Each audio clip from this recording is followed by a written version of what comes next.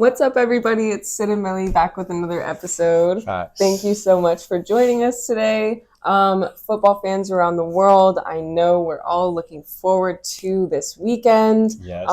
And why is that, Millie? It is the return of the Premier League. The Premier League is back. The 2026-2027 has officially kicked off. So we're excited. I mean, we'll be watching Manchester United. If you've been here for a while, we post the Premier League starts tomorrow when Manchester United plays, obviously.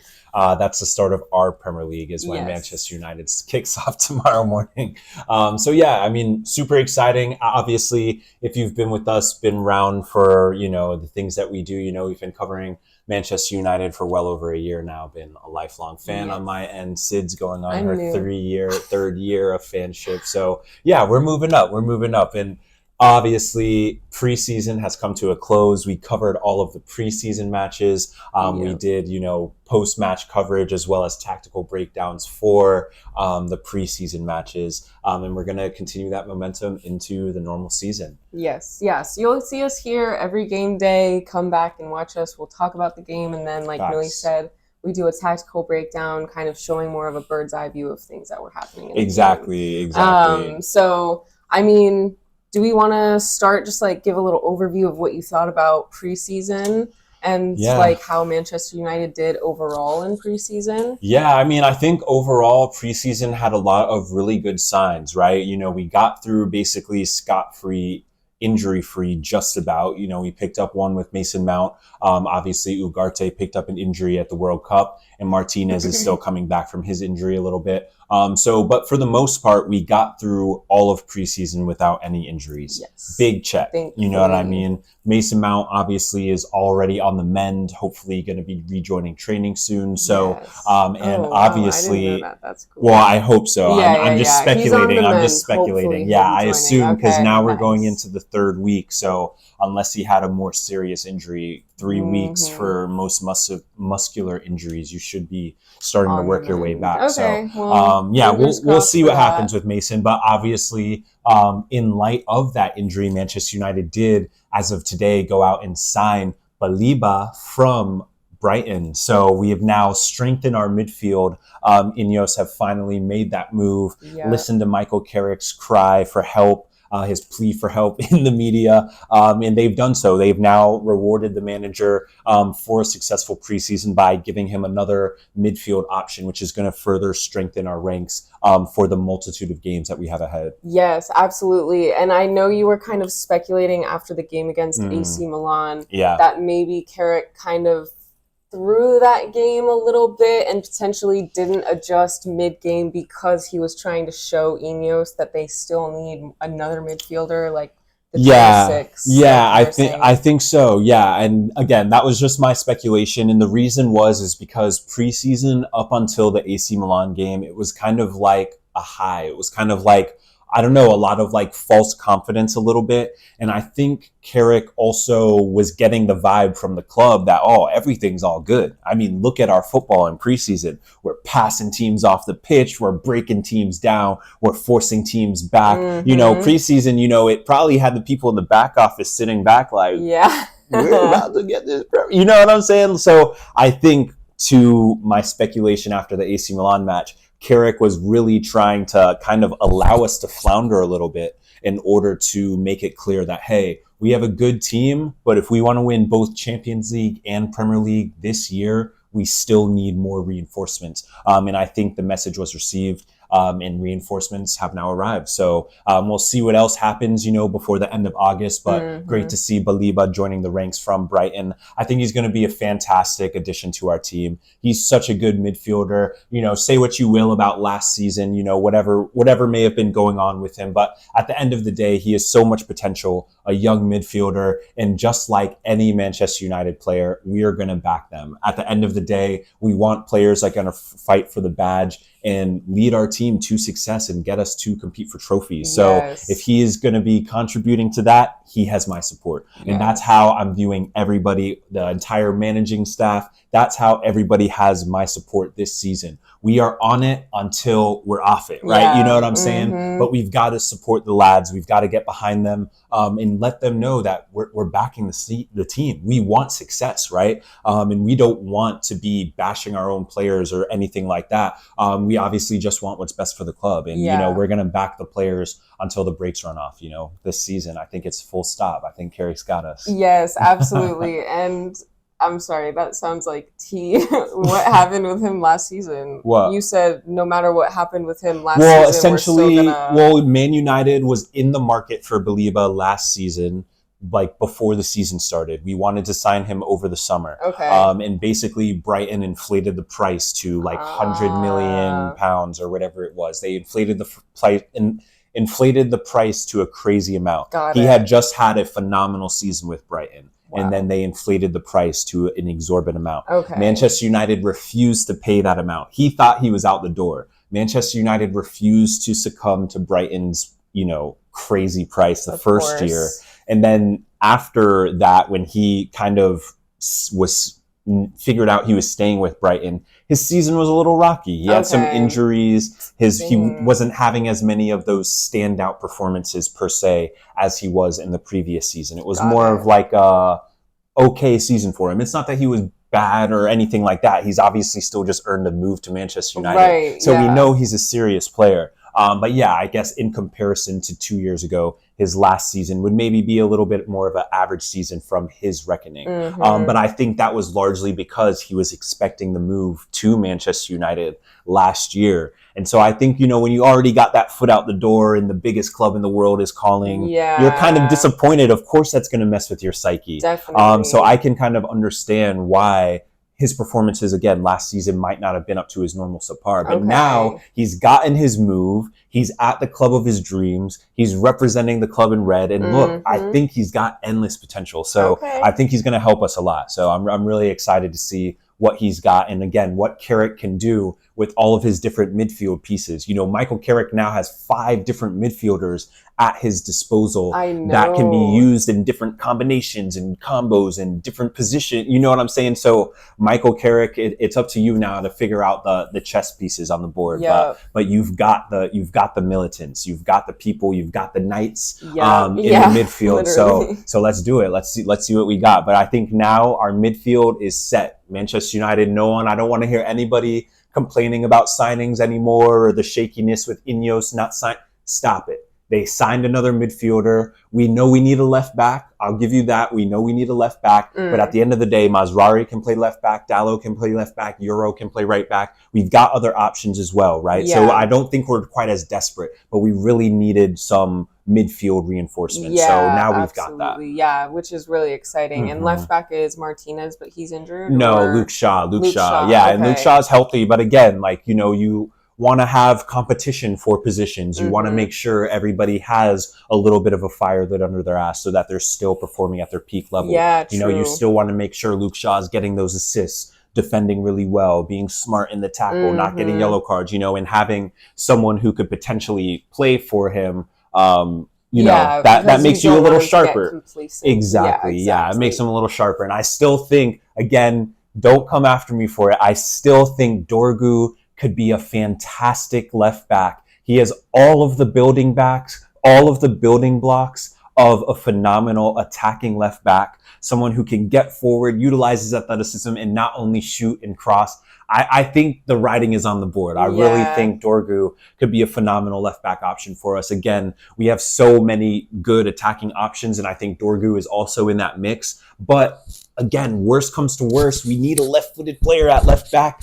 Dorgu should be an option. He's got the facilities for it. I think I like that. I mean, I feel like I agree with you just from watching him play. He does seem like he could do all of it. Like he could be a super defensive player and also attacking. Be creative. And I think, with Dorgu, I know players obviously have their preferences, and I know like there's a big difference between an attacking mid position or forward position to a left back position. But again, at the end of the day, a lot of versatility it's beneficial to a team. You know what I mean? A team that's going to go and win the Champions League, a team that's going to go win the Premier League, some players are going to have to play in unfavorable positions at time, lads. Like that's kind of how it goes. If you want to challenge for a title, not everybody can play exactly where they want to or get the exact minutes that they want to. You have to be willing to be malleable, right? Malleable with like how the season goes, because everything is going to ebb and flow, right? Yeah, we've seen it before. Injuries, yellow card suspension, red cards, like things happen throughout the season. Games from Sunday to Wednesday, or Tuesday to Saturday, like lads are going to be gassed. So we need guys who can fill in roles and play different positions. And so I love that with, if you think of like Cunha, if you think of like Rashford, if you think of Bruno Fernandes, those are guys that are able, maybe not Bruno, since Bruno we know is more of our 10, but Bruno has in the past played out on a wing position for us and kind of floated in midfield to give us a midfield overload. We've seen that used before. I'm sure Carrick will utilize that at some point to give us that dominance in the midfield, and then have some high guys like Šeško and Cunha to run off, and maybe Brian. So yeah, I mean, I think the options are endless. But that's a lovely thing with this Manchester United team. It's a beautiful thing that you can swap in so many players and still provide different angles and different danger to other teams and to the opposition. And I think we can really do that this year. Yeah, absolutely. And kind of another question just on that of like switching in players and all of this with transfers. So I have a question that I'm just not really sure about. How does it work with youth players? How does it work with them potentially like coming up? Because I know they were kind of filtering in a lot of different youth players throughout preseason. So how does that work with like any of them? Do they get called up to play with the like full team, or does that still have to be some sort of like transfer situation? Yeah, they can basically get called up. I mean, not to be crazy with the word shift here, but the club essentially owns them, you know what I'm saying? Like they can play for any level at the club, but obviously, again, if Shea Lacey is to pop up, there's only a certain amount of spots on the roster, so someone else would probably need to be injured, or or maybe Shea Lacey's beating someone out in practice. So yeah, there's all of those elements. But with the youth players, they all usually are registered still with the U21s, who essentially also play in their own Premier League. And so yeah, they would be essentially a member of that team, but also be like essentially double rostered for the full team. Got it. But again, with the rostering, there's only a certain amount of people that can be rostered for every game. So. Okay, got it. So like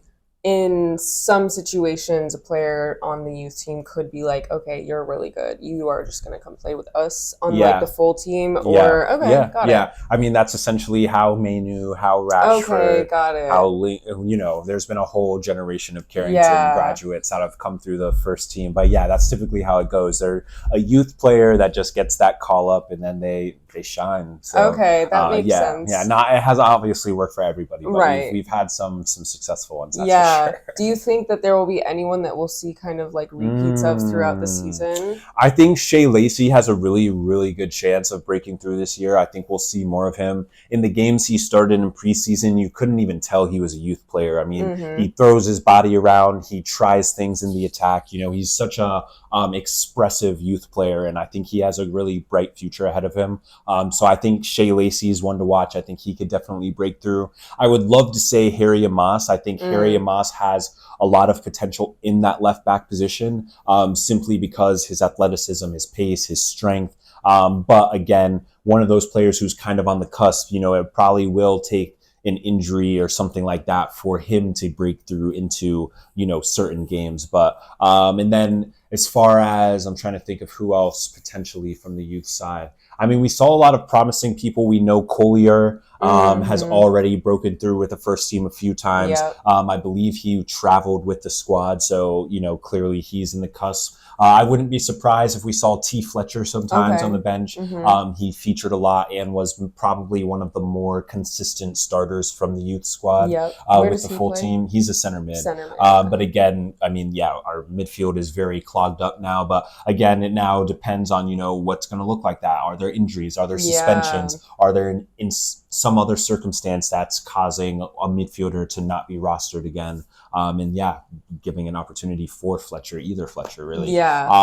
Or Collier as well in the midfield. So other than that, we saw like Thompson come through. I think there was some other youth player that made a debut. So I feel like there's a lot of potential. I think it will also depend on how their season is going, how they're performing at that time. And again, how we're looking. Again, we've got a lot of attacking options with players like Xerxes, Ahmad, like players like that who are going to be, who are already going to be fighting for positions in our starting lineups, because again, what's your starting three? You have 10 different options for a starting three. You want to solidify Ahmad on the right, but do you want to go with strength and power up top with Sheshko? Do you want Cunha or Rash on the left? Do you want Membo coming off the left? Do you want Dorgu you know what I'm saying? We have a plethora of options. Do you want someone to run in behind up top? Do you want Rash up top to run in behind and stretch the defense so we have more room to play underneath? Do you want Rash up top with Cunha on the left so that Rash can stretch us and Cunha can play in the space that Rash... You know what I'm saying? We have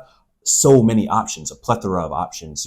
I think, Ahmad will definitely be pretty locked down on the right. I don't necessarily know if we have someone who competes directly for Ahmad's spot. We've seen Brian and Membo start over there as well at times, and we know he can cut in on his left with some rifle shots too. So maybe Brian is looking more on the right side this year to be competing for that position to be able to cut in on his left. So I don't know. We've got a ton of options, a ton of fluidity. So it begs the question, where does Zerk fit within that? Where does Shea Lacey fit within that? Where do other people who are trying to break through fit within that? Again, we have got so many options. How does Dorgu fit into that?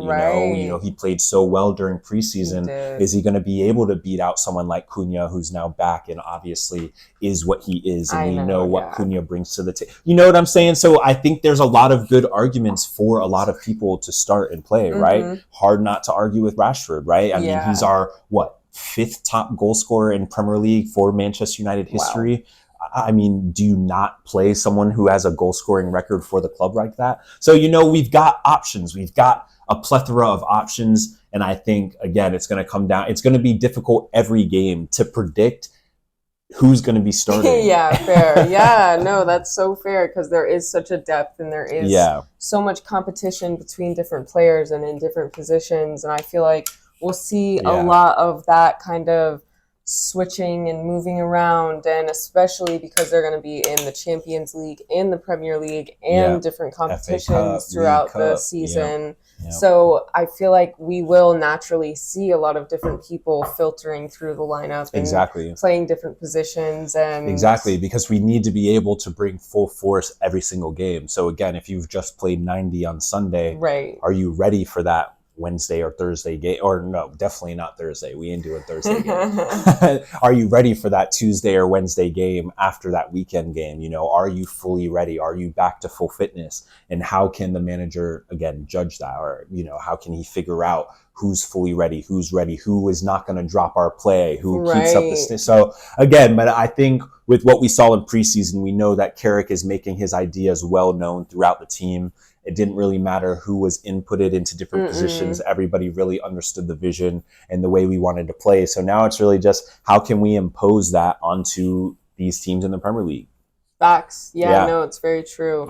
Because, I mean, we'll see what happens. That. Exactly. But I guess kind of like looking forward, right? I know we kind of chatted a little bit about preseason and maybe who we might see potentially coming up from the youth and the new signing, which is super exciting. I mean, all of our new signings, when do you think he'll potentially play? I assume he probably won't play maybe until like second week. I probably assume he probably wouldn't be rostered at least until second week, because we just got like the reporter tweets today. So of course he's still got to do his actual signing and all of that good stuff. So. Okay, got it. Well, I know tomorrow is the first game for Manchester United in the Premier League, so against Hull City. So what are you kind of hoping for, expecting to see in that game?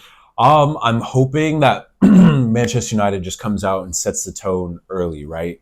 Let everybody know from the start, this is what we're bringing to the table this season. This is what we have to offer. We're not letting anybody get any cheap points off of us. We're coming out here to play and handle this league and win this league. We're going to see strong competition from the normal clubs, but I don't think we can sleep on any single team in the Premier League. There is a reason this is the most competitive league in world football, and United needs to take that in full stride. I think tomorrow I really just want to see a very confident, organized performance. I know it's not going to be the end of the world if it's not, because I know it's the first game of the season. Right. But even if it's not the most beautiful game, I think it's really just important to get results.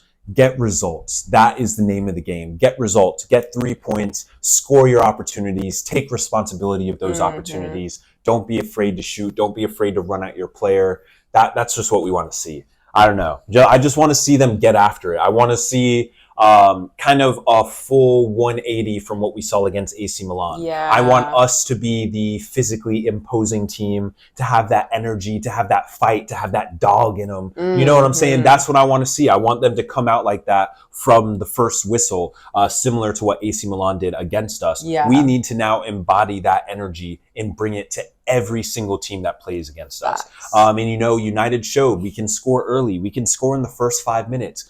So again, we should, from the get-go, let's attack from the first whistle. From the kickoff, let's attack. Let's go test them.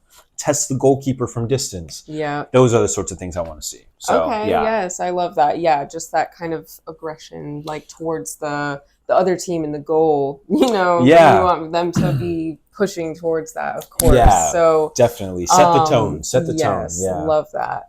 Well, this might be too nitty gritty, but who would be your starting lineup based on what we've seen in preseason? That's brutal. No, we don't have to do that. But no, I mean, even just a couple players. Who would be like 2 or 3 players that you're like, I would love for them to start. What if Lemons doesn't even start tomorrow? Why would he? All right. Anyway, Lemons. Lemons is starting. Okay. All right. Harry Maguire. Yeah. All right. Lockdown. All right. Harry Maguire is starting. I think next to Maguire, we're going to go with Aiden Heaven. Okay. I think Heaven's earned his spot. Yeah. Martinez is still coming back from injury, not quite ready. And Heaven, again, had a fantastic preseason. So I'd love to see that as the kind of central 3 of the backside of the back 4. So Lemons in goal, Maguire and Heaven as the 2 center backs. Yeah. At right back, oh man. I mean, it's tough to choose between Dalot and Mazraoui because both offer different things. In this match, I think I'm going to go...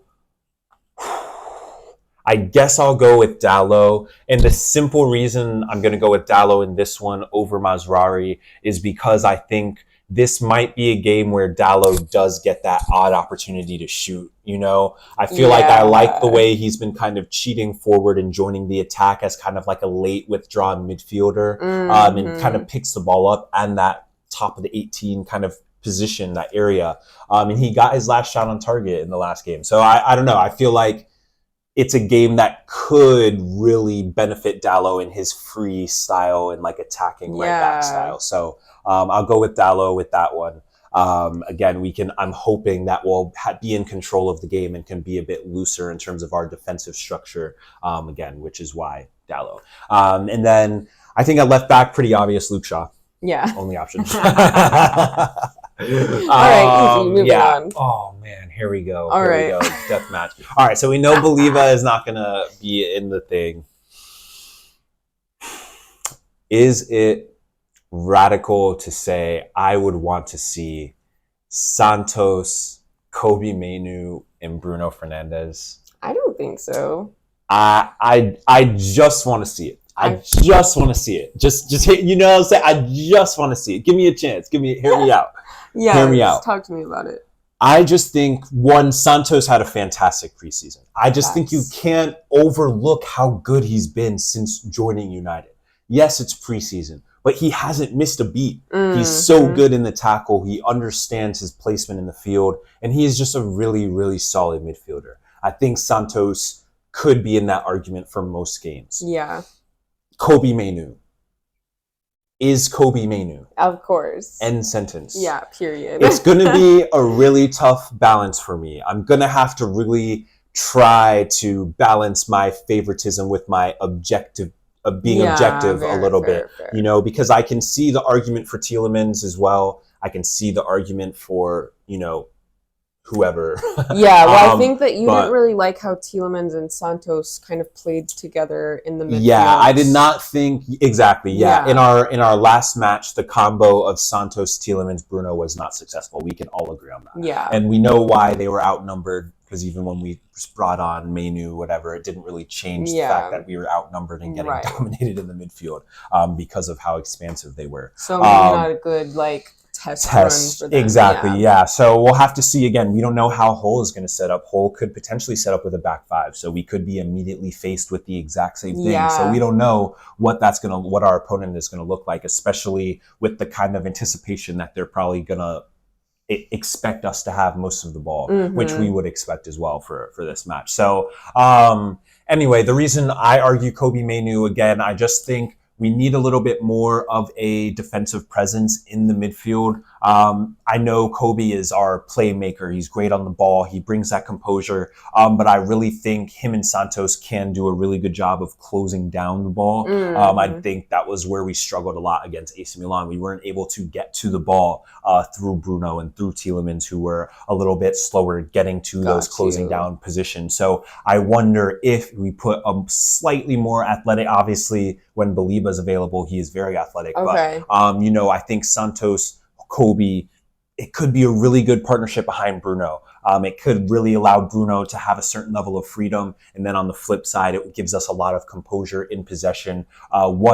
Santos is going to be looking to play through the lines brilliantly, and we know Kobbie brings that composure, which hopefully will slow down the ball in our attacks when we win the ball back. That was something that was driving me crazy against AC Milan. It's because every time we won the ball back, we wanted to freaking score off our second pass. We wanted to ping the ball in behind. So I think having someone like Kobbie in there will help us put our foot on the ball, maintain possession, connect our first pass when we win it back, and let's move the ball around a little bit before we look to cut them apart. So that's what I'm hoping for. I think Bruno, obviously captain, going to start. But yeah, I think that would probably be my ideal, just to see how it goes, see what it looks like. Obviously, Tielemans is just coming back off of a hamstring injury. I know he started in the last match, but he's also probably not quite at that point where you want him to be going big minutes in a high-intensity match yet. Because again, our preseason minutes are very different to full match minutes. So I think the midfield three, again, it's going to be a really tough combination deciding. I say three, but you know what I mean. I know. But yeah, I think the pivot role, there's a lot of competition. I think it will probably switch a lot. I think, again, Carrick will probably be tempted to go with the Santos, Tielemans, Bruno combo again to see how it looks. But again, I really want to see Kobbie Mainoo be given that opportunity to kind of throw that middle finger up to Tuchel from the summer and all that stuff. Like, he needs to get the opportunity to prove himself and prove how good of a midfielder he is. And, you know, he proved that for the entire second half of the season last year. So I'm hoping that Carrick will continue with his faith in Kobbie Mainoo and continue trusting Kobbie in these big moments because, again, we trust our homegrown lads. And yeah, Kobbie is that. So I think he deserves some level of trust and opportunity in this new season. And I do think he's going to get that. Even if it isn't necessarily tomorrow, I think it will come. But I'm hoping, again, it comes early. Yeah, absolutely. And I remember you had said something about Michael Carrick chatting with Kobbie Mainoo and saying that he, you know, basically had a conversation with him to make sure he was okay and after the World Cup season, because obviously he was benched the whole season, right? The whole tournament, whole tournament. So that was super unfortunate. So hopefully he is back and confident and ready, and Carrick also kind of capitalizes on that as well. And lets him show out. Yeah, 100%. And again, there's so many tools that Carrick has at his disposal. So that's a really good thing. Having a lot of tools, having a lot of players that can help the squad, help us get to that Premier League title, help us get to that Champions League title. That's what we need. That's what we want. And we know that Kobe is that caliber of player. And again, we know that Tielemans and Bruno bring a ton of experience and a ton of, attacking prowess and execution. So we know that they will also be a good partnership throughout the Premier League season, as it goes on. But again, it's just how are we going to utilize a little bit of our youth and athleticism versus our experience and attacking prowess. We've got to figure out how long we want our sword to be and how big we want our shield to be. When we're playing against certain teams, I think it's always going to be a little bit of a push and pull. I don't think we're going to be able to have like the same 11 for every single game. Right. Yeah, no, I don't think so. I think that also kind of fails the team a little bit, right? Yeah, starting the same people every single time because you're allowing for complacency. You're allowing for like lack of competition. For the starting lineup. That's true. And I really don't think Carrick will do that. I think he will allow people to genuinely fight for positions and then to, actually prove you're talking on the pitch. Because at the end of the day, that's what matters.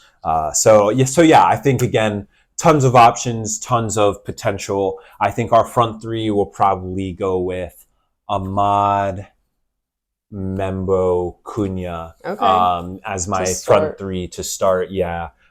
Just because, again, Ahmad was back early, had a great preseason, kind of highlighted what we know Ahmad can do. Brian Membo also, he scored 4 goals had 4 goals and assists in 5 games in preseason. So he kind of has that momentum already of in the midst of scoring and goal scoring. And then Cunha, obviously coming off the back of last season and his World Cup with Brazil. I think he also will have a lot of confidence, feeling good playing against Hull City. So that would probably be my 11. Man, all the combat in my head to name 11 lads was crazy. I can't imagine how Carrick's feeling. He's probably got a way harder job. Crazy question. I know, right? Because I didn't get to watch him practice, so someone could have had a shit practice yesterday and could have already put themselves out of the running. That's why I said based on preseason. I know. Yeah, but again, I think Rash is going to have an immensely important role for us. I think Dorgu is going to have an important role for us. Xerxes is going to have an immense role for us. Sheshko is going to have, you know what I'm saying? Yeah. All of these players are going to be immense for us. There are so many people who can play at different positions, right? Like we know that, and that's very special about this group. So I'm excited, and that might change every single game. By halftime tomorrow, I might be calling for subs. We don't know. We don't know what it's going to look like. But there are a lot of options. I think that's kind of we'll see what happens. But I'm excited, man. Yeah, Whole city. I hope we bring the heat, man. Yes, I hope they bring the heat. Because like you said earlier, it sets the tone for the whole season, right? Yeah, it does. And I mean, again, like the Prem, we know it's a very high competition.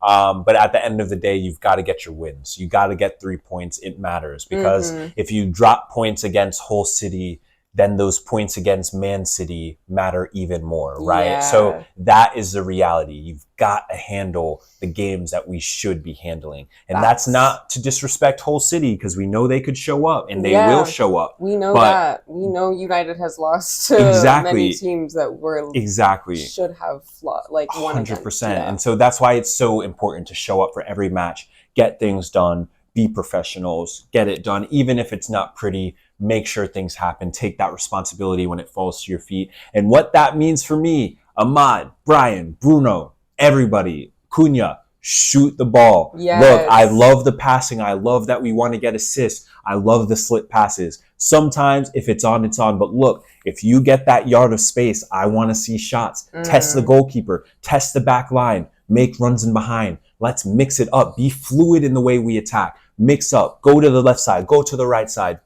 Everything. Attack like crazy. Attack like hell. Make them hate playing against Manchester United. That is what we need. We want teams from day one to be sweating when they have to play Manchester United. That's how it used to be. Carrick, please, for the love of God, bring us back to the glory days. Yes. I love it. I love it. Yeah, genuinely, I would love to see it. I mean, I've seen a lot of turmoil for United since my fandom began. So I would love to see them like thriving. No, I've seen some trophies, but like overall thriving, you know, like 100%. Everyone eating, you know. Yeah, definitely. So my question for you, Sid, is where do you think United is going to finish in the Prem this season? Number one, of course. Good answer. Yeah. Numero uno. Yes. I agree. That's our prediction. Manchester United will 100% win the Premier League this season. We've strengthened our lines. We've gotten stronger since last season. And last season, we played with a handicap for half the season. So now we've been unleashed. And I'm excited to see. There's a lot of anticipation, maybe a little bit of nervousness. But I think at the end of the day, back the team, back the manager. It's not going to be the end of the world if tomorrow doesn't go ideal. But we're just wanting a very strong start. That's what we're hoping for, right? We're hopeful that United is going to embody the energy we're sending. Set the tone for the season. Put them in the dirt. Yeah, exactly. Yeah, make them hate it. Make them hate it. Because again, every single game that we play teams off the park, or we're dominant, or we're scoring 5-6 goals, or we're really making teams hurt because they're running around so much, every single team that's watching our film, they're going to be afraid.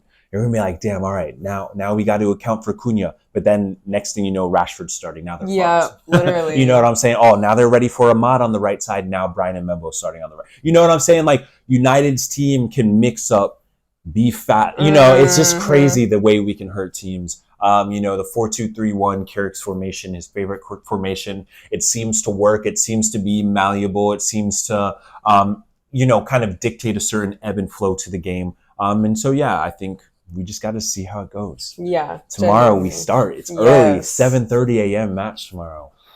Yeah, we'll be up for it. If you're on the East Coast. Yeah. But okay, so first place finish. How do you think things like the Champions League are going to go? FA Cup. How many trophies we get in this season? How many are allowed? 4 max. 4 trophies. 4, I guess, max. But then if you won like the Champions League, you'd be playing in like the Super Cup, so that puts you up for 5. But the Super Cup isn't kind of till like the summer. So. Oh, okay. Well, I'd say like at least 4. At least 4, and then we make it to the Super Cup. Obviously. All right, bet. All 4, clean sweep. Yeah, clean sweep. Nice.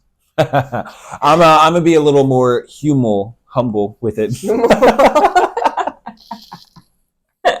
I'm going to be a little more humble. I'm going to say Manchester United are going to win the Premier League. We're going to make it to the quarterfinals of the Champions League. We're going to win the FA Cup, and we're going to win the League Cup. I'm going to say we're going to take home 3 trophies this year. I think we'll make it far in the Champions League, but I don't think Ineos quite reinforced us enough to get us across the line in the Champions League. But again, we never know what Michael Carrick might cook up in the pot. Yeah. So, so early prediction, 3 trophies. I think the most important one, the one that I would settle for, if nothing else, the Premier League title. It is time. The story is written. A former Sir Alex Ferguson player becoming the coach, becoming the manager, and leading Manchester United to their first Premier League title since Carrick lifted it himself as a player under Sir Alex Ferguson. It's written in stone. We were inches away from that with Ole Gunnar Solskjaer.